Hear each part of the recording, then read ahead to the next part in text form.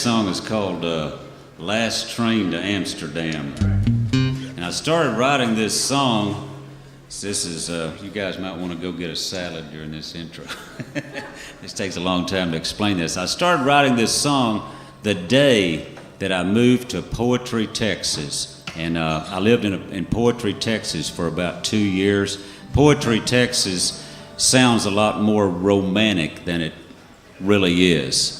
You know, because Poetry, Texas sounds, but Poetry, Texas is kind of East Texas, and it's pretty much made up of just kind of these old coot goat farmers.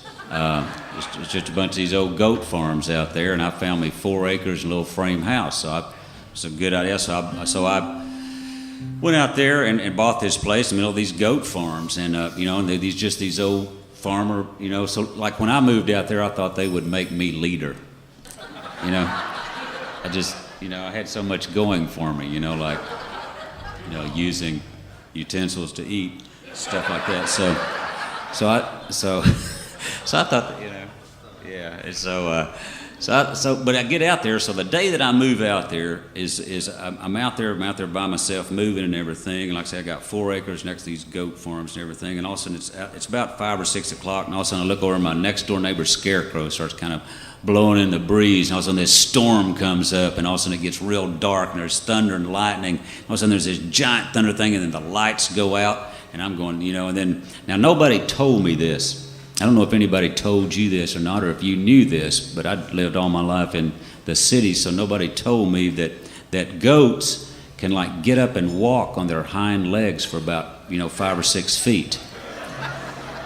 I mean, nobody told me that, so I just kind of look out my kitchen window, and I just, I'd see like the devil just kind of walk by, I mean, it was like the only explanation, there was nothing else. So I lock the doors, and I go in there, and I say, well, I guess I need to sing a gospel tune or something, and the only one I knew was I'll Fly Away, and I didn't really want to fly away right then, so my heart wasn't in it. So, fortunately, I didn't know it all either. So I sat there, I'm kind of sitting there. Well, then I look out my front window, and I'm sitting on this box in my living room going, this is really strange. And I look out my front window, and coming down my gravel driveway, I see this man in his overalls and a hat, and he's carrying a chainsaw. And I'm going, okay. I got a real good, no wonder the real estate agent was so happy. So I'm sitting there, so this guy comes up and just comes to my front porch, and all of a sudden he knocks on the door, which I take as a good sign. That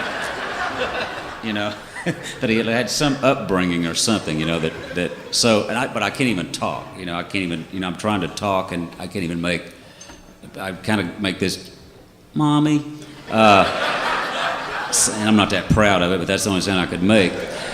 Well, then he opens the door, and he sticks his head in there, and I'm just like this, and all of a sudden he says, my name's Floyd, and I'm your neighbor down here about 2 farms down, and I also work for the East Texas Electric Co-op, and lightning hit a tree down here, knocked down this transformer thing, and so it's going to take us a couple of hours to get your electricity back on, so I just want to let you know that. And he says, you sure are white.